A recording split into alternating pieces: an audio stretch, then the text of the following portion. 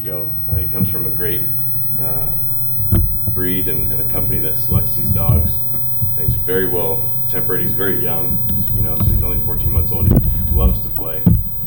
He stays at home with me and my family. I have a wife and a 5-month-old daughter, and he's just a puppy when he's at home. He has no signs of work at all. He just wants to play and spend time with the family. And I'm excited about being part of the canine unit and the resource it allows our patrol division policing the city. How often are we called for assistance with the canine from places like Berkeley or Oakland? Does that happen much? Since I've been assigned to the unit, I haven't had requests from Berkeley at all. There is requests from Oakland. An example was last Sunday night. There was 459 in progress. The Oakland unit responded. Translate 459. There's a burglary in progress in the 1000 block of 53rd Street. It was an odd unit address, which means it's on the south side, which means that adjacent residence would be the Emeryville side of 48th Street. So as an officer in patrol, you start to build a perimeter. The Oakland units arrived on scene, and the subjects fled southbound into the yards towards Emeryville. The perimeter was set with Oakland and Emeryville units. I was on scene. I think I was the first Emeryville unit on scene, so Vigo just so happened to be on scene. Since it was an Oakland incident, the nice part about that is they have the resources, the manpower to put forth a large perimeter, which then gives you time to sit back and assess how are we going to approach this search team that's going to go in and try to apprehend these individuals, evaluate the severity of the crime and what's necessary. Do we need the dogs? Do we need more than one dog? Oakland had a dog that was arriving from East Oakland, so he was delayed. But the beauty that the perimeter was secure, and the officers that last saw the subjects were confident that he was inside this, the two subjects were inside this perimeter. So time lapsed and they elected to do a search. They just used the Oakland canine alone, but it's nice to have the ability to have two canines. So we were there upon their request in case the canine was fatigued due to the size of the perimeter. Large blocks, search one side, you search the next side of the perimeter. And then if you guys are familiar with 53rd and 48th Street, in between there's a large greenway.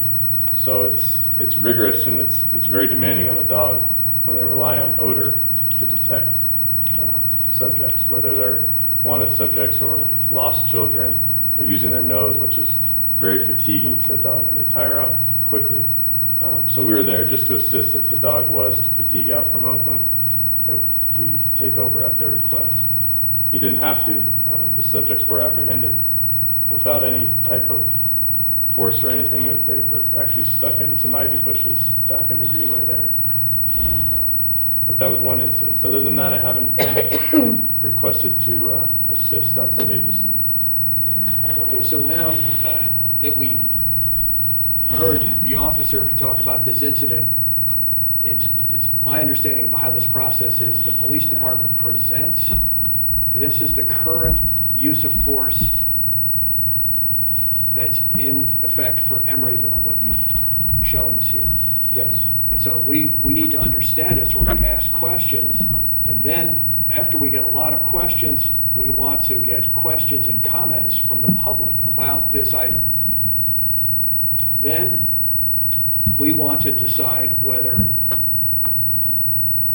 we think this is worthy of changes or any recommendations that we would want to send through to the city council to discuss further, if we would want to change our use of force guideline. That's my understanding of how our normal committee works here. And so we want to treat it just like any normal presentation.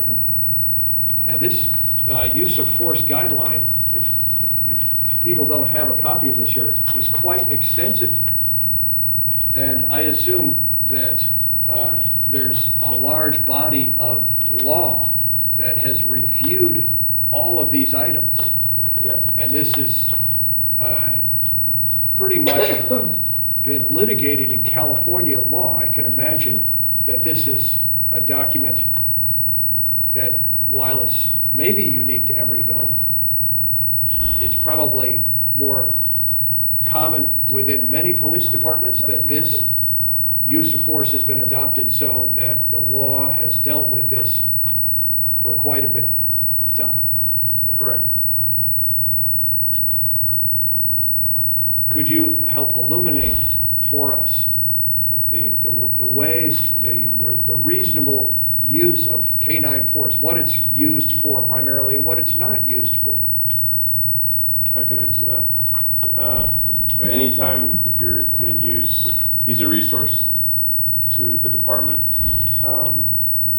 Sometimes it's looked at as he's a resource in a use of force incident. Sometimes he's looked at as a resource in a situation where he's going to locate.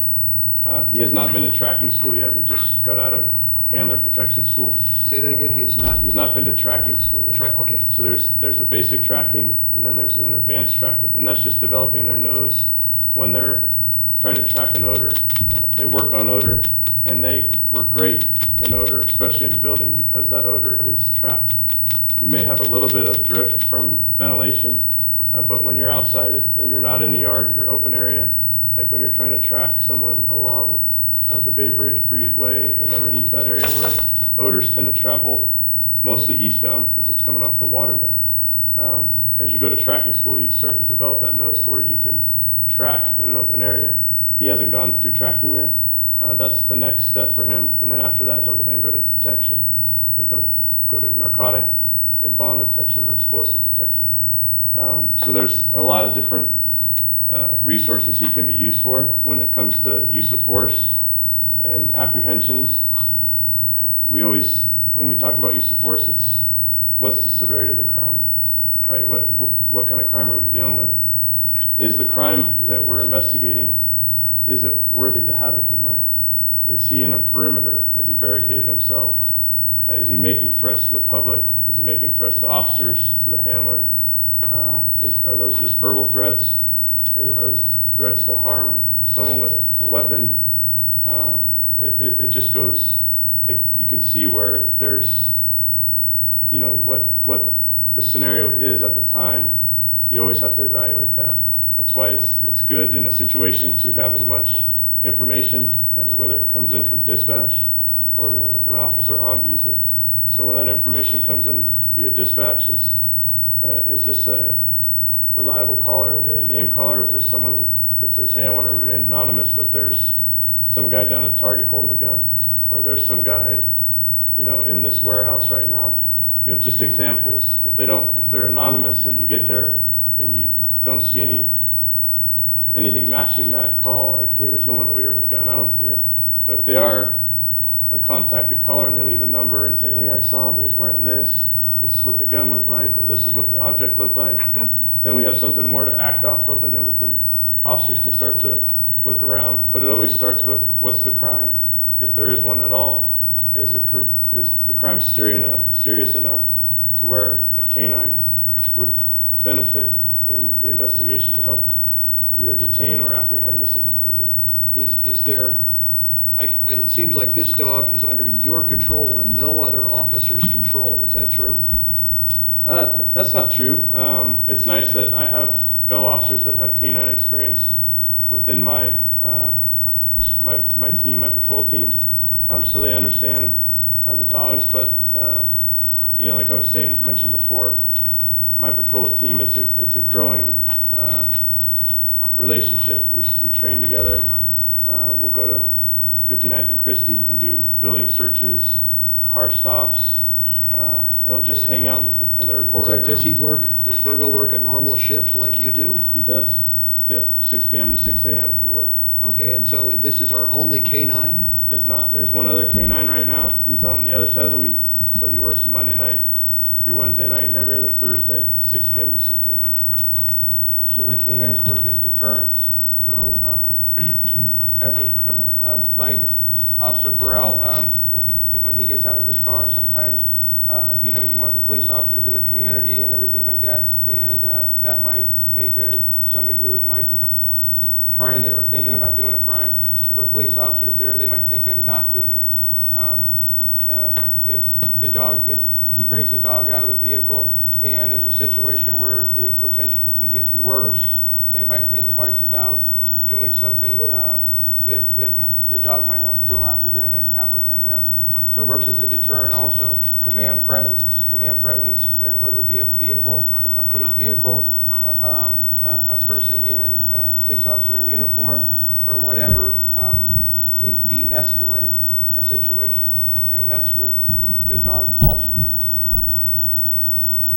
Dante, speaking about the legality of this program, I'm searching back in my memory, and I can't remember any kind of lawsuit against the city of Emeryville involving our canine program. But do you have any recollection of anything like that? No. And we've had this program for a long time. It's been very carefully vetted, and from my perspective, I think very carefully used. You know, it's not like Bull O'Connor setting rabbiting dogs on the population. They're very closely controlled situations. Yes, ma'am. And so dogs are, sometimes they can be expensive, but they've also saved officers' lives. Sergeant Goodman, his life was saved by a suspect jumping into his car and the dog biting the suspect. And a lot of times Ross, what is the ratio of how many? It's 10 to 1. 10 to 1 for Generally officers compared to a dog. 10 to 1 what? 1 dog to every 10 officers. Okay. Yeah, It's so a we. force multiplier, they call it. Yeah. So the value of that dog is 10 officers, and an example would be. How do the officers feel about that? Nora. An example would be a search warrant that we did on a burglary suspect, somebody who had a gun. We had a guy appear at Home Depot about 4 months ago with a gun, do a robbery. And we had to do a search, once we identified him, we had to do a search warrant on his home. And so sending in the canine meant that we didn't have to send officers in. The canine can go in, and a lot of times when a suspect hears that bark, they know that they will give up. And so it avoids a hand-to-hand combat with the suspect, or even, a more serious consequence of injury by, injury to the officer or the suspect, or even shooting when there's a suspect with a gun. Have So we in had this any case- dogs injured during any of these incidents? I don't know. They've been hit, punched to try and get away from them, but. But none shot or killed or anything No, like that? No. But it's we call it in our world, the terminology is a force multiplier. Anything we can put out that expands our presence, that's not an officer, is a force multiplier. Okay, I have a question about two questions. When is a canine use of force inappropriate? And then I noticed that the injury rate, when we received a graph several months ago about use of force, the number of use of force incidents over a time period, and I think there were 17 Yeah. 17 out of 31 cases about resisting arrest and assaulting a police officer. 17 out of 31 were there was a use of force, and 2 of those were dog bites. So that the canine injured 2 of the 17 people Yeah. in that case. Were the other 15 were there injuries on the other 15? When the canine is used, is it resulting in a higher injury rate for those apprehended than non-canine use, or is there something you can say about that? I don't have the statistics on how often. I mean, every day he's out on patrol with the canine is a presence of the canine. So for 12 hours of his shift, you have that presence either at a traffic stop or the perimeter that he just spoke about. So when you talk about use of force, the presence of that dog is an incident of use of force. and the outcome, you know, you can say, the outcome resulted in no injury and an arrest, and what can be attributed to the presence of the canine is really hard to measure. Okay, well, So but it's weren't in play. these 17 cases where Yes. the dog was released, Mhm. there was a use of force, that Yeah. the people had to be apprehended physically in Right. some way. So that's what I'm asking, is more, not so much just the presence of the dog, but when the use of force is applied, is the injury rate 100%? Was the dog only used 2 times and there was 100% injury of the suspects? Or was, out of the 17, the dog was used more times and the suspect was not injured? It's just So the quick answer to that is, every time that we use the canine each time the canine is used, it does not result in an injury to the suspect. Okay. So, that time period, 2 incidents resulted in injury to the suspect. Okay. What we classify them as is a location and an apprehension. A location is the dog locating the individual, and then the individual becoming compliant, saying, okay, I give up. I heard the dog bark on the perimeter, and that wasn't enough for me to surrender, but now the dog's in front of me and found me underneath the car or inside a car or inside a trash can, and now he's outside hinting on the odor and barking at the individual. We have control of the dog at that time. We say, hey, come out now and surrender, or the dog will bite you, and then they say, okay, I'm coming out. That's considered a location, a locate. The dog located the individual. He was apprehended by officers without the deployment, and the dog apprehended him. Versus if the guy was resistant, wasn't coming out, and say he wasn't hiding, he was just barricaded himself in the corner of a yard, and he's, the dog was deployed into the perimeter after multiple canine announcements. The dog would apprehend that individual and bite him, and then he would be in custody, and then there'd be medical aid rendered. Is the, it seems like there's, if you use a dog, can you get the dog to stop biting Yep. from afar? Yes. So that's possible, Yeah. and that's like normal. You can command the dog to stop biting, and that's expected. So as a part of the canine use of force is like a human being. You can say, okay, the resistance has stopped, surrender has occurred, and you can effectively say, stop, He has and been the use of trained, yeah. force. We will get into a situation in our trainings where we have an agitator, someone wearing a suit, who's playing the role as the suspect. Multiple announcements given to the suspect. Hey, surrender now, or we'll deploy the canine. If the canine finds you, he will bite you.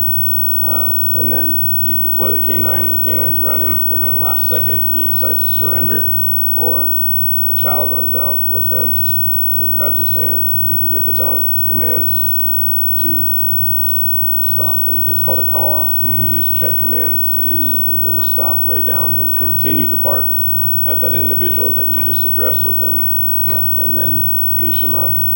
And So then- if an officer subdues and someone gives up and surrenders, and the dog keeps biting, that would be considered an inappropriate use of canine force. Correct. Because this person surrendered, and the dog is still applying use of force. Correct. Just like any type of force, controlling dog, any type of force. Once you've gained control of that subject and he's in custody or he's become compliant, any force after that would be unjustified use of force.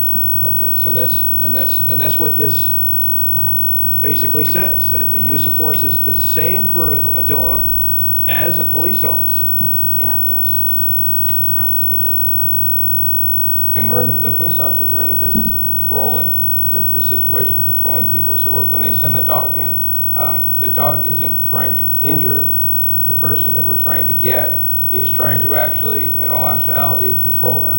So he obviously can't control him, he can't handcuff them, but what happens is he's enough of a distraction by a bite to let the handler or whoever's there control the suspect without having to escalate the situation. So as soon as we can get handcuffs and control somebody, we do. All of our use of force is controlling force.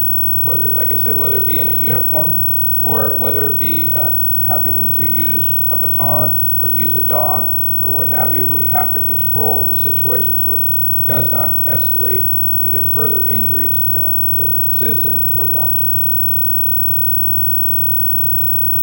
Okay, so my two-part question was partly answered by this.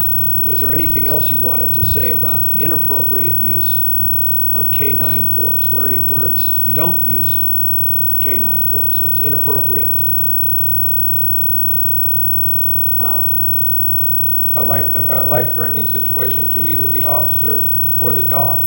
If a person has a gun, right, Ross? If a suspect has a gun, we don't want to endanger the dog. So what we would do is try and buy time, and hopefully we have enough time to be able to talk the person out or down if the situation dictated it. Obviously if the person is pointing a gun at a civilian or an officer, we don't have any time. But if a suspect was barricaded and we knew that he had a gun, we would not send the dog. We wouldn't risk the dog's life. so the dog is considered as valuable as the officer. Just because we could send a dog into a house where somebody was barricaded, we don't. We buy time. A lot of our training in these situations is time and distance. I mentioned this before. Time and distance. Where can we buy time and distance in these situations so that there are no injuries, no need for escalation of force? So time and distance, and we don't send the dog in just because it's a dog to these situations. Does that answer? Yes, it does. Yeah. So, Scott, I'd like to make a comment. I want to go through this and kind of examine it more closely, but I think we have to look at the history of this K-9 program, how much it has supplemented and aided the police department of the city and the people in the city, and the fact that we have had no legal challenges on our use on the K-9s.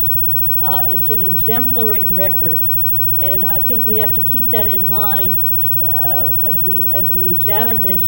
I kind of go on the theory, if it's not broke, don't fix it, because this is a program that works and works well, and so far has seemed to really serve the city well. So as we go through these uses of force, I hope we keep this in mind. We have to look at the record, what has worked for the city, where have we had the challenges on use of force, rather than tinkering around with something that obviously works. That's all I'd like to say about that. And thank you very much for coming. Good presentation. Thank you. Thank you for having me. so I would like to have questions, comments from the public on this K-9 use of force. Sarah?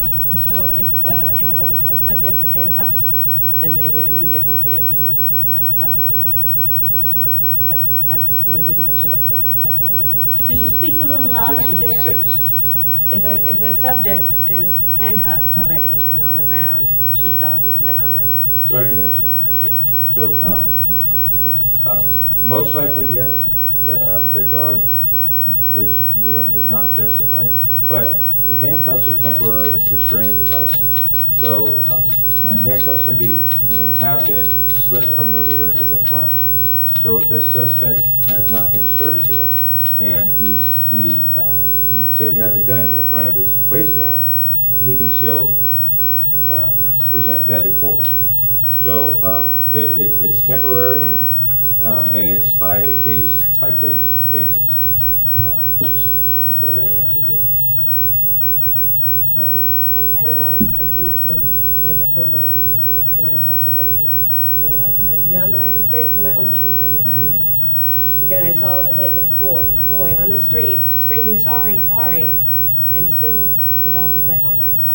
His hands were behind his back. He's young. He was posing no threat. It looked like he was being arrested for, for not complying immediately for whatever. Right. Then the officer pretended to throw him in the back of the car with the dog already there, terrifying the subject. Was this in Emeryville? Then the subject fell to the ground, and he handcuffed him and then let the dog chew on him. Was this in Emeryville? This was on City Hall property. In Right on- Emeryville? Yes. The palm trees What- were in City Hall, it was right What there. what was the approximate date of this incident? It was Groundhog Day last year. It was really ironic, and I would have loved not to seen it and to let it go, but, so February last year.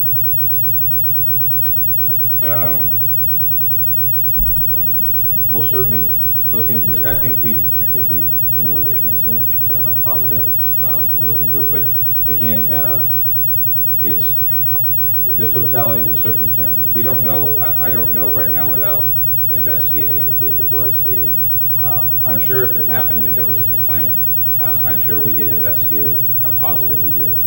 And then secondly, we don't know, because of somebody being younger, doesn't mean it's not a threat. That's not appropriate use of force to threaten a child, a young child, a person with a use of dog force. I mean, it's like, he was acting like he was gonna throw the kid in the back of the car. They were terrified. And I was terrified watching him. And you would never bring the other dog into a meet, you have, and I don't think you would. And hopefully you will, but maybe you won't. The other dog that you guys have is a lot less controlled. Well, we'll look into that because that's a serious allegation. And, I don't know the history, but we'll look into it and see. Yeah, And I think sometimes, this program is a wonderful program, but I'm Yeah. looking at the abuses of it, that's all. It's needed and appropriate, and I really appreciate that we can use these dogs in this way, and they help the force out, and I want them, yeah. and I want to see more of that, but I don't want to see the abuses of it. Did you report it at the time? No, I was screaming at the officer to please let the person go. I said 3 times, it was a pause in between, take the dog off of him, call the dog off of him. I waited like 30 seconds or so in between times, the kid is screaming. And the second time I said it, he looked up and said, I will, but it was just excessive use to force me. I wanted to not say anything and just be there for the kid, just to witness it. But I couldn't stop myself from saying, okay, take the dog off. The backup was coming down the street. You can see the backup was there. It was already, I just couldn't believe what I was seeing. And then again, I screamed after 30 seconds, take the dog off, please. He's awfully subdued. And the officer just looked up and said, I will. My question really was, did you report it to the police chief? I'm afraid to report things to the police at this point. And, that's the truth. So we have, Do you I know don't what wanna be the singled out. what crime was the juvenile being arrested for? I'd like to know, yeah, I did call city Well, council. perhaps I did call next city meeting council afterward. you and could we come back discussed with the it. police report, a formal report. I'll get your phone number. And, we'll just see what our records I say. called every council member after the incident, maybe not more of it. And they responded, and they were looking into it. And that's, I think, why this is on the agenda, so I'm glad. Yeah. But I also don't want to ever see that again. We have, every time we have a use of force, we always document it on a UIR. We document it on that, and we document it on a police report. So, yeah, I can give you my card and be glad to go over it with you if you'd like that. At your convenience. So Groundhog Day, February 2nd of 2015, and we're fairly certain it was a minor, I didn't know. Yeah, well, 19-ish, youngish. I had a kid similar age, and it hit me. Our crime analyst, is. Okay, are there any other comments about canine use of force? I have a question. What kind of biting are the dogs trained to do? Like, what part of the body, parts of the body, how hard? What are they trained to do, actually, when they just bite? Right, that's a good question. When we train, we do exposed sleeve exercises and what they call undercover sleeve exercises. An undercover sleeve just means it just looks like clothing.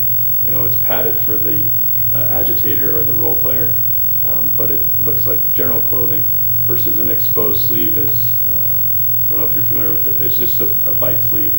It looks a lot like the toys that they're given when they're puppies, but they are in training given an elbow or calf, shin area. That's the only area I've seen him ever bite, has been the elbow and the shin, lower leg area, the shin and calf area.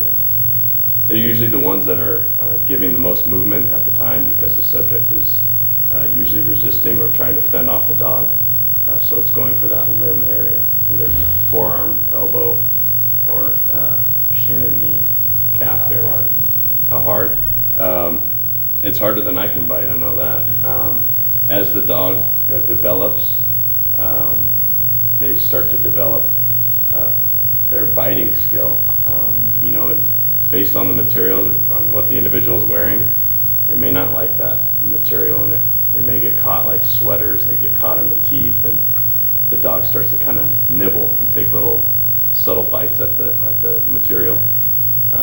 So it's, right now he bites hardest on the exposed sleeve because that's all he's been trained on. So he knows what that's going to feel like before he even bites it, because he sees it and is associated what that looks like with what it's going to feel like when he bites it. So that's what he bites the hardest because it's what he's grown up biting and training. You know, they tell you in the training class, hey, when he gets his first apprehension and bites someone, don't expect it to even break skin. It may not even leave scratch marks. He'll be biting because he's not familiar with what the fabric or what the individual is wearing at the time. They just are used to biting the skin, or the bite sleeve. So they once they associate that, they think, okay, now I can really bite it, and then that's where their hardest bite is.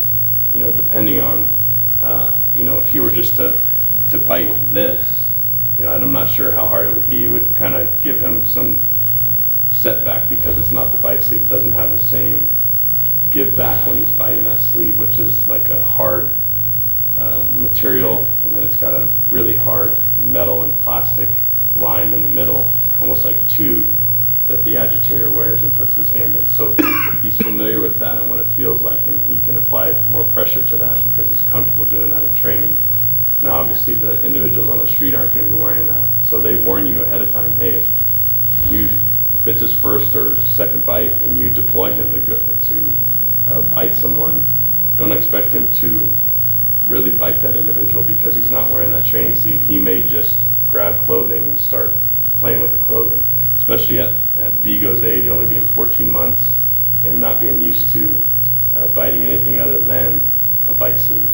So it varies. I would say if it's an individual not wearing the bite sleeve, it's going to be a lot less of a bite versus that training sleeve that they're so well used to biting.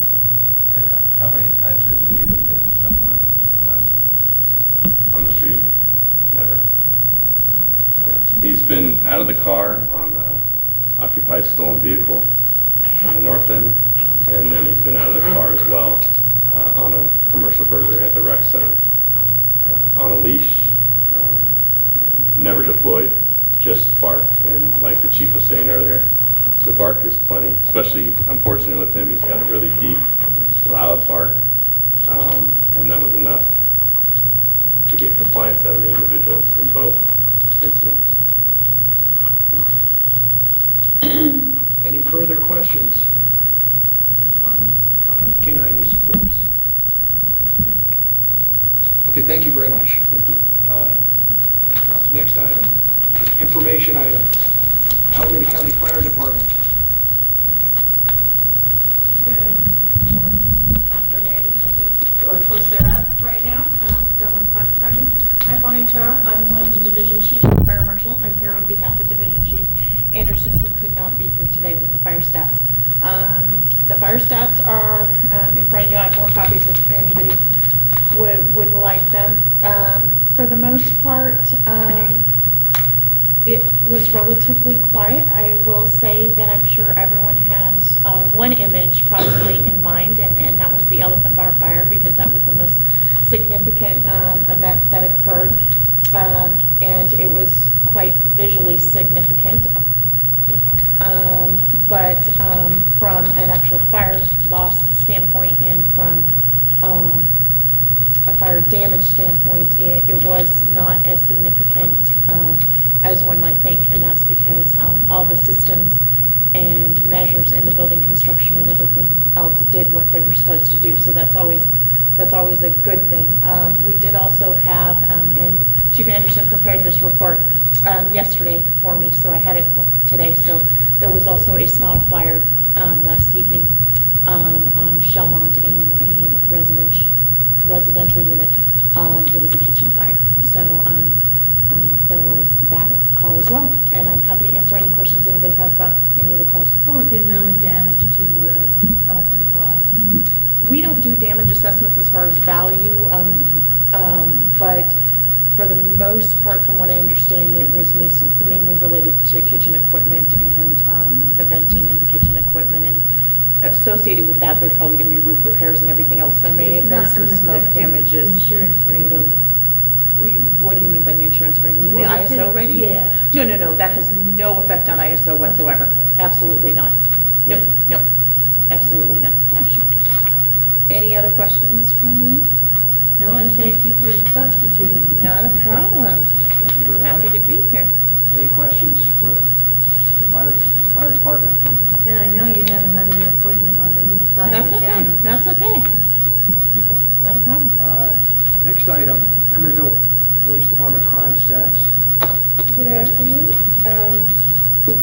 So we're up in some areas, down in other areas, but we have a grand total of 176 Part 1 crimes for December.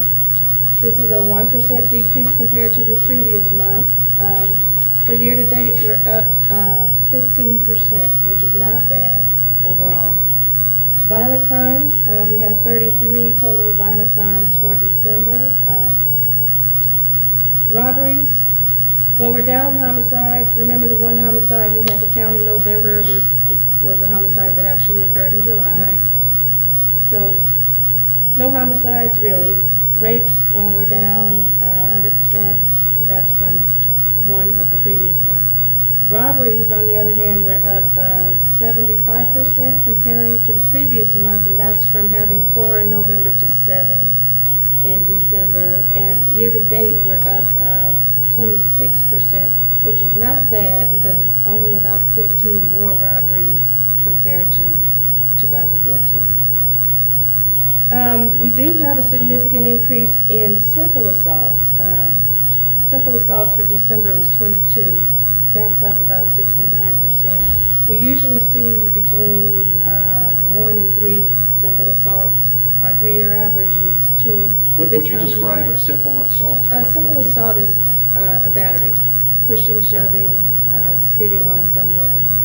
So Any it's a misdemeanor. unwanted contact that Point of doesn't contact, result yeah. in an injury. Yeah. And So it's a a tap like misdemeanor. this would be simple assault. Did you want to see that again, Laura? And also, keep in mind that assaults are counted per victim. So if you have one report with 5 victims, then we're gonna count 5 assaults. So that's why the number went up. We had several reports where there's 2 or more victims involved in the case.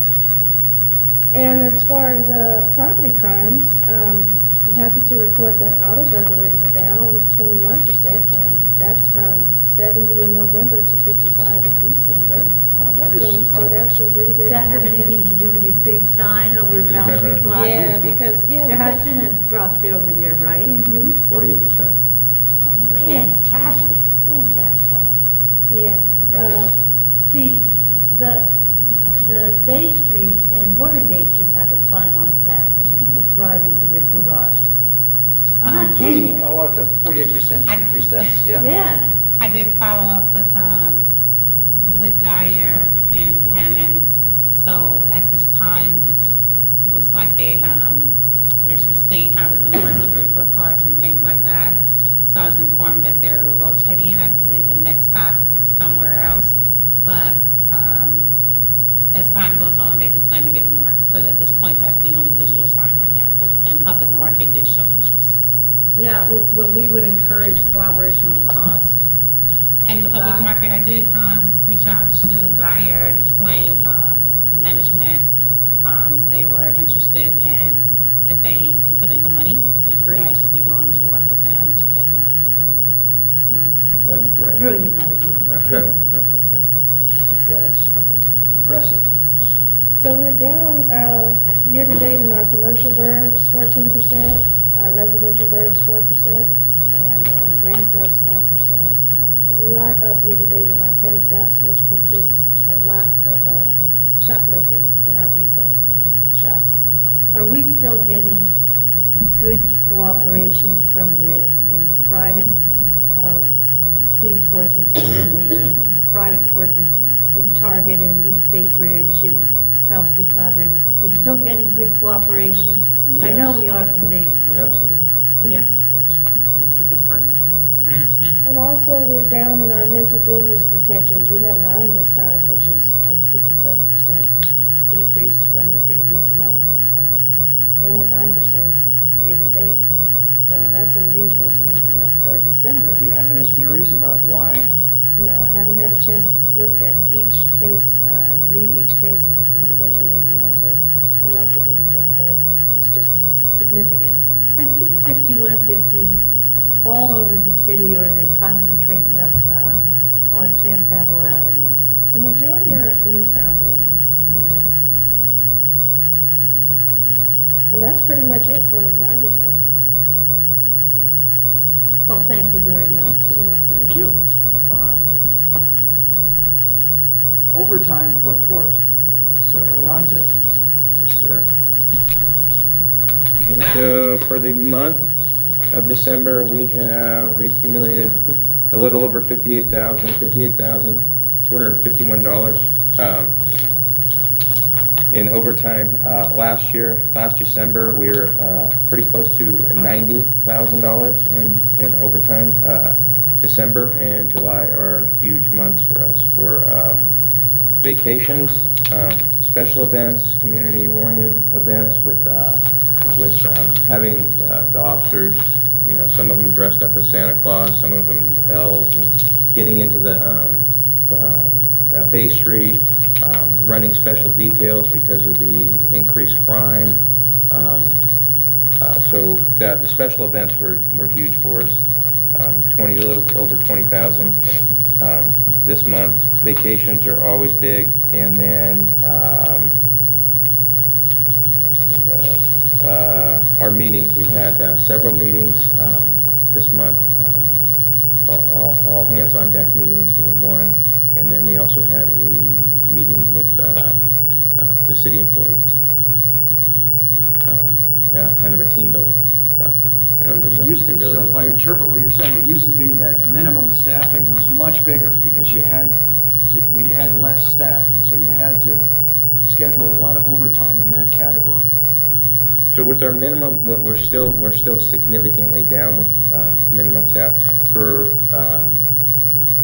not significantly down officers. So our minimum staff numbers, whether they might be incorporated a little bit in the vacation, and then also comp time, because our dispatching, we're up. I forget what the number was. I think it was something around 23,000 paid in overtime in dispatch, because when one dispatcher goes off on vacation, we have nobody to backfill for them. We only have 2 in there. We have to have 2 at a time. So that takes us out 1 we have to hire overtime for. So every day, every time we are missing a dispatcher, we have to fill that slot. So we're going to analyze the cost of doing that and see, it's probably going to be cheaper for us to hire an extra dispatcher. I think the preliminary calculation was 1.5. So 1 full-time, 1 part-time dispatcher would be less expensive than the current model where we have to continuously fill that seat with another overtime person. It doesn't make sense at some point to keep doing that. And how many sworn officers are we down? We are, Vacant. I think we're at 3. We have 2 in the academy and 1 vacancy right now. So the minimum staffing on here is I've created a new chart to help us analyze overtime, because we want to make sure that the money we're paying out, that the cost is connected to the reason for the vacancy. So is it court time, is it vacation time, is it comp time, is it because we're at below minimum? Minimum is 1 sergeant and 3 officers, so when we go below that, that's minimum staffing overtime costs. But we have costs that are just the nature of the beast, like court time, vacation time that people are entitled to, comp time that people are entitled to, sick time, training time, all of those things. And so when you send someone to training and you have to backfill that with an officer, we need to be able to see that and see how we're managing that. Because again, if adding, another officer or 2 is less than the cost of the way we're doing it, that's the way we should be focusing on our Jennifer, efforts. this has been my contention for years, that we have the big overtime cost when actually it should be handled within the budget properly by having proper staffing. Yeah. So if we can work toward that, you certainly have my support on that. Yeah, thank you. Because it makes it look as though, we're using all this overtime money because we're not properly managing our resources. That is not true. It's just the way it's accounted for. So Yeah. have at it. That's good. But Dante, let me ask you something. We used to have on this overtime report a little chart that showed where we were for the whole year, how the overtime was month by month, a bar chart. We can do that. And the totals that we're. The percentage of use Exactly. within the year, yeah, we can do that. I'm a real fan of bar charts, Okay. even for old people to understand. We'll have that for you next month. Okay, any questions about overtime? Seeing none, future agenda items. I think we're pretty much resolved to go through this use of force thing for the next 5 months, so that'll be an item, right? I would like to have a specific item for next time, if we could have when guns are an appropriate use of force, or how that use of force is used in our current use of force guidelines. The type of guns, when it's appropriate. So deadly force. Deadly force, when it's, When we're confronted with deadly force. yes, and I know what are we the have options? 3 different types of weapons. Don't we have the normal handgun, Sidearm. and then there's a shotgun, and then we have an AR-15 in some cars, but not all cars. Is that right? Or it's All cars have.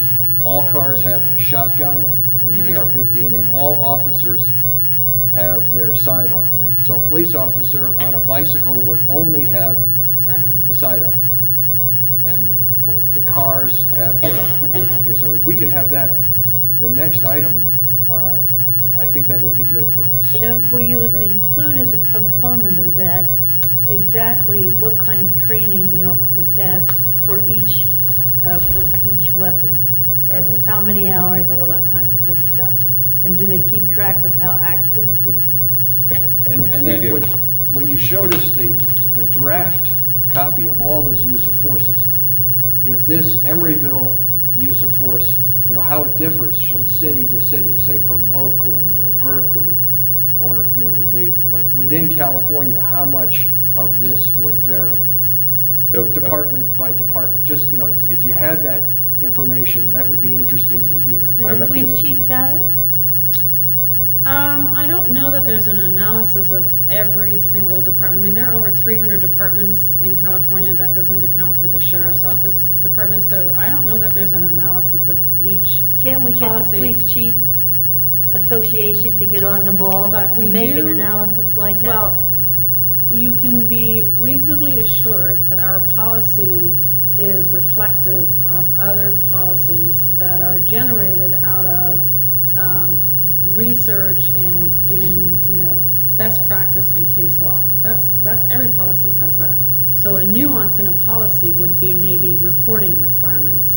A nuance in a policy would be rank structure in the department. But you can be assured that every policy has the same elements that ours has because it's based on case law, it's based on legislation. That we don't waver from what we're mandated to do, and neither does any other department. And most departments in California use the Lexipol consultants to build policy and update policy. So you can Maybe they would have the It wouldn't answer. be, yeah, they could tell us Lexipol. how many agencies they contract with, but it wouldn't be something that Cal Chiefs would put a lot of time into because the policies are so consistent just because what's in them is mandated by case law, by legislation, and the only difference really is. But this good old Lexipol is a commercial company, right? Yes. And it may be in their interest, if we ask them a question like this, are there any significant outriders in use of force throughout the California system? We'll ask them that. That's a good question to ask. Are there any, and more to the point for our meeting next month, do we have anything in our policy that is way out of line? You know, an outrider?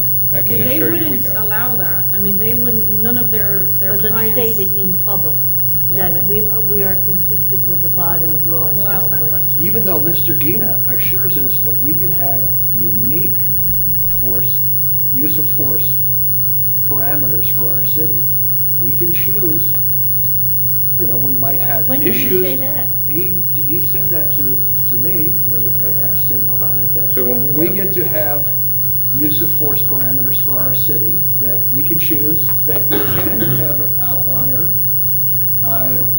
You can. point of yeah. view, but, we might have Within to the have. law. That's right, within the law. existing mandates and legislation. That's right, but we can- And within, yeah, so you do have certain latitude, Policy. but you, yeah, but if you're going to guard yourself against liability, then we should be looking at what Lexipol is offering us and accept that. Otherwise, we're stepping out into the Yeah. arena of liability. And you have to weigh that. You have to weigh your, opinion on what it should be versus the unintended consequence of what would be a well-intentioned opinion on how we do business. But at the end of the day, that well-intentioned opinion needs to be weighed against the unintended consequences to the city in liability, to lives at stake, especially when you're talking about use of force. So I would just, think of it in the context of that what would be the unintended consequence of a well-intentioned opinion, and that's Variation. yeah, variation on the policy. Well, that's But- gonna be an interesting meeting next Well, month. this gave me a lot of work. If as I recall my discussion with the city attorney, it pertained, I recall, to type of equipment, and maybe that's one of the things that he was talking about, or maybe that was the primary thing. For example, the type of vehicle that you might use, perhaps the type of weaponry that would be used by the department. I think I did not hear very much variation when it came to procedural kinds of things, but it may have pertained also to certainly the council ultimately having policy say over areas such as equipment. I recall that.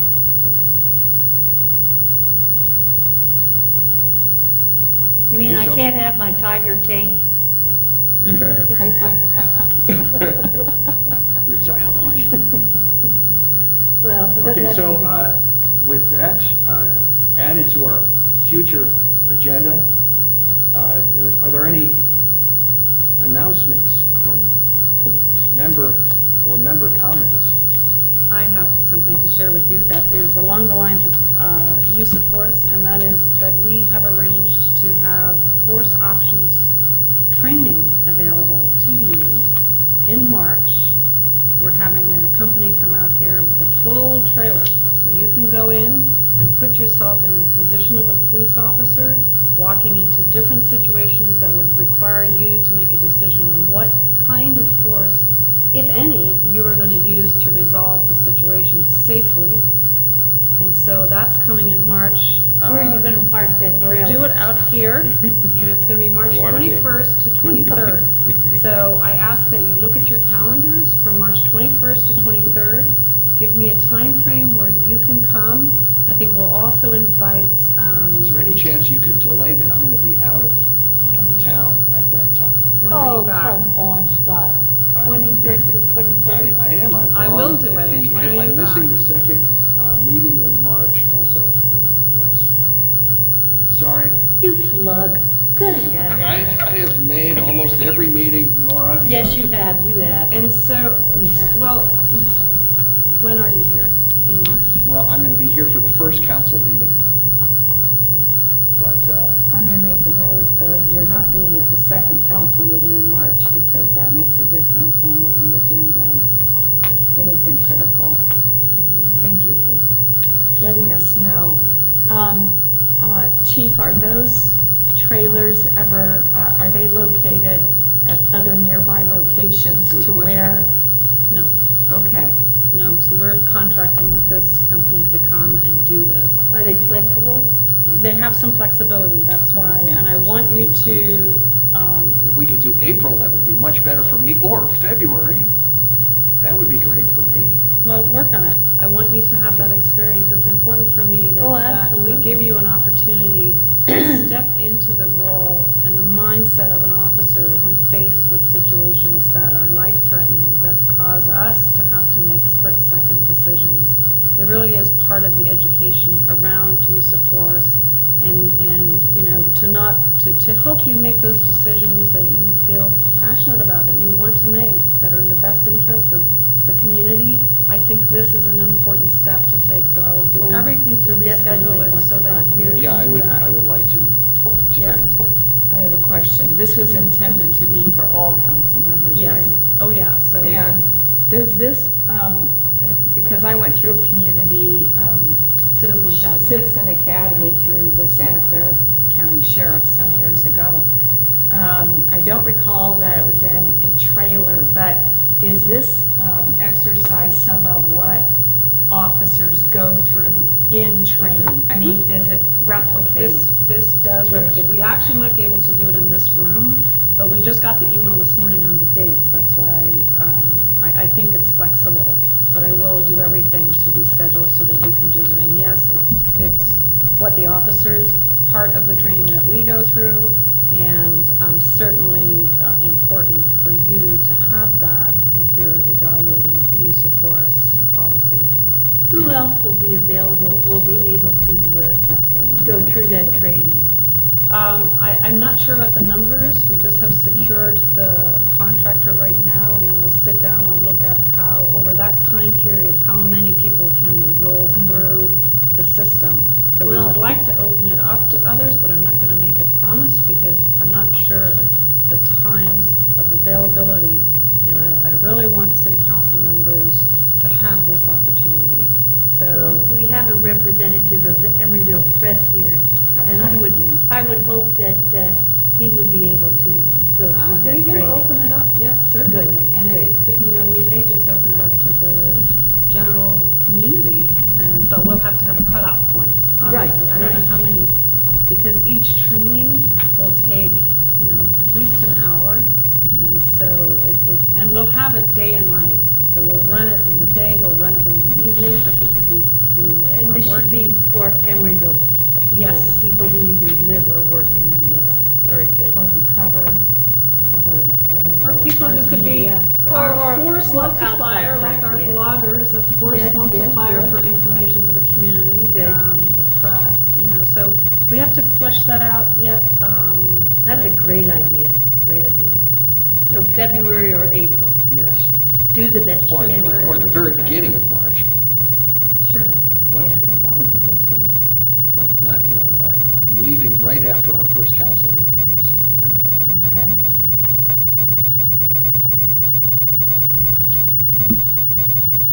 Well, I just have a couple of questions. I keep getting calls about this Trader Vic's employee and his motorcycle early in the morning and late at night. Are the police getting calls on this? It's gone. The motorcycle is gone. Trader Vic's took care of it. Well, good for you guys. We didn't do anything. It was Trader Vic's That's management good. took care of that. And then the other question I had, the wording for the police station at night. People can't really see the police station at night. It's not Signage. bright enough. The signage. The signage. Has anybody else, I just got some complaints about that. People were wandering around the peninsula looking for the police station, and they couldn't find it. Well, So, is there supposed to be a light up there? can we just take a look at that and see whether We we can will. do anything, either with a spotlight or what, I don't Yeah. know. Okay, and we are all set for the Trader Vic's meeting here in this room when? I don't Now think you're that's gonna ask me the finalized. date. I remember, we They changed said the It's date. in February now, I know We that. All right. changed the date, yeah. Okay, I that's could all I probably put in had. a quick Okay, call. one more comment here. I've been getting copied on some emails about a resident of the marina, and I think you're on this as well. I forgot her name, she writes for the Examiner, Cindy Warner, who's been, I have no way of validating, you know, what she's saying, but that there's an uptick in criminal activity in the marina area. She's getting harassed. She filed a restraining order against a gentleman there. There's a loose dog. Again, it's just, I'm getting copied on a lot of emails, and I just wanted to know if there was anything being done about that. Yeah, so we met with both marina managements Don, 3 weeks ago. We sat down and met with them individually and reviewed some of the issues and trends that we are seeing, and got a great response from the new management of the city marina. And they're really undergoing some transformation in terms of taking care of the areas of opportunity for crime down there and restructuring their management, putting in some security measures like lighting and cameras. We now have an officer who is a liaison to the marina, so we'll enhance that communication and help them be better at what they're charged to do in terms of security and safety. So it was a very productive meeting. We came out of it with a lot of a checklist of a lot of things that they need to do and have committed to doing and already have taken care of. There was a lot of, people could go in and out of the boat slips. They didn't really need a key, or there were hundreds of keys out there, so they're changing the locks and more lighting, looking for a security company to come down and help them. So they really, we put the thumb screws on This is them. the city marina or the private marina? The private marina, we don't have any issues there. It's the Very other well one. run. Yes. Very well. Very well run. So we have a new company with the city marina. The old one went bankrupt because of the Sandy hurricane, and they've resurfaced with a new name, new management. And the regional manager came up from San Diego. We met with her. Very sharp lady, very keyed into doing what is necessary to address some of those issues. So I'd be interested in hearing from that person, if she would be okay in talking to us directly. Because, while we learned a lot, we may not know everything that's going on, but I do know about the restraining order. And so. I'll follow up with her and ask her if the changes have made a significant difference, in her- Yeah. She said she was gonna come to the meeting today, because I emailed her back and gave her our liaison's name, and she said she wanted to come today, but I guess she couldn't make it. So we are in contact with her. We wanted to get a little bit more information on what's going on with the bullying and stuff like that. We need Dante's sign down there.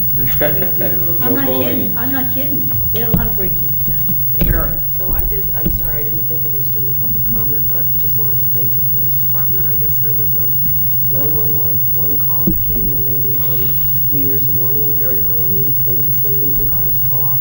And they actually did a very thorough sort of door-to-door trying to figure out. It was no one at the co-op. We think it was someone who then left the area.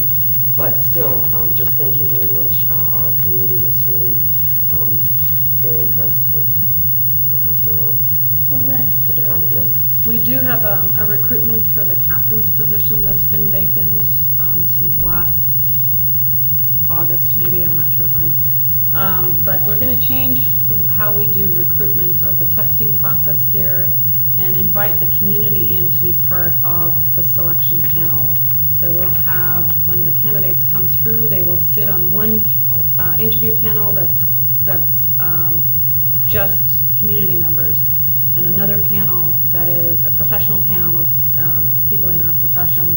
But it's one way for us to reach out to the community and have the community help us evaluate who works here, who serves them. And so you'll see, as we have vacancies coming up, we'll be reaching out to community members to come and sit on the panel. Excellent, excellent. And I believe we have one in our midst right now. Yes. And I heard from another person who I think was on Planning Commission. Yes, if I'm not the mistaken, planning commissioner, and was pleased to have been asked. yeah, it's just a way for us to Great idea. to get, you know, to serve the community and have community members evaluate who's working here in these, you know, in these roles. So you'll see a little bit more of that. Mhm. Okay, any further comments? Seeing none, we are adjourned. Good, good.